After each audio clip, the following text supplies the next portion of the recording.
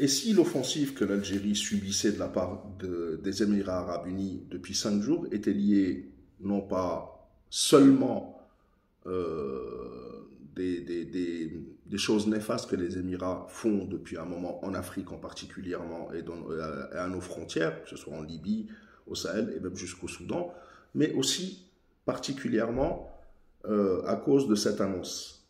Les images que vous venez de voir, le sultan d'Oman qui est arrivé il y a quelques minutes maintenant en Algérie pour une visite de 2 jours à l'invitation du président Abdelmadjid Tebboune, et peut-être que cela fait partie des causes de la haine des Émirats qui essaient de diviser les Algériens, et je le dis dès maintenant, ne vous divisez pas, on y reviendra, on reviendra aussi sur ceux qui soutiennent cet acte de division, on y reviendra, peu importe.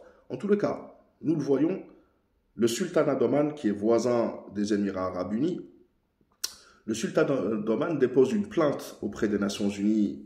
Les Émirats arabes unis sont accusés de violer la souveraineté, etc. Et c'était en novembre 2024.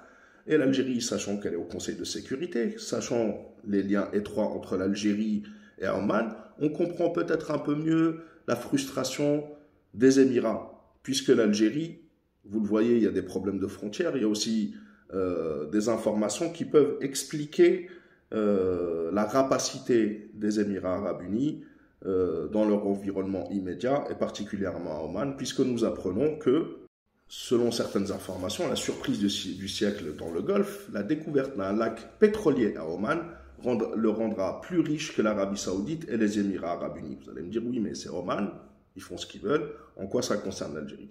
Parce que l'Algérie et Oman entretiennent des relations, et particulièrement dans les hydrocarbures, très proches. Et ensuite, je vous montrerai, vous avez vu la réception et les relations entre Abdelmadjid Tebboune et le sultan d'Oman. Je vous montrerai le sultan d'Oman avec le représentant des Émirats.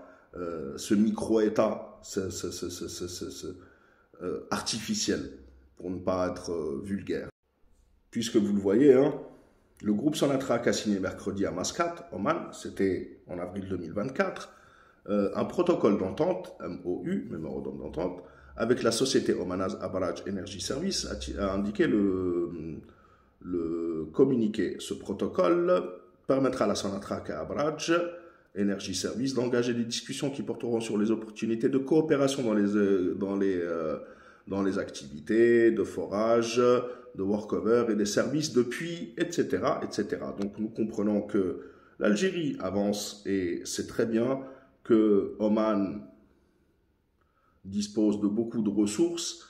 Les Émirats lorgnent dessus très probablement et ils doivent développer une haine viscérale contre l'Algérie qui ne se contente pas de se défendre, mais est offensive, et j'ai envie même de dire qu'elle transforme le négatif en positif. Cette guerre que les Émirats veulent imposer à l'Algérie étant un micro-confetti de l'autre côté de la planète, l'Algérie est dans son environnement immédiat, et elle travaille, et elle se développe.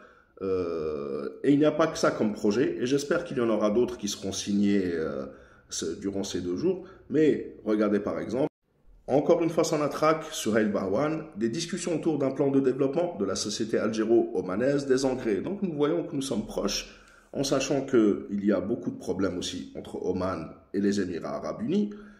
Regardez par exemple, et je vous laisse avec ça, une rencontre entre le sultan d'Oman et un des Ben Zaïd, et vous allez voir qu'il ne veut même pas lui serrer la main. Il y a des tensions, etc. Je vous laisse avec ça, l'humiliation de ce Ben Zaïd, qui n'est rien, par le sultan d'Oman, qui a une véritable histoire. Puisque les Émirats datent de 1971. Regardez.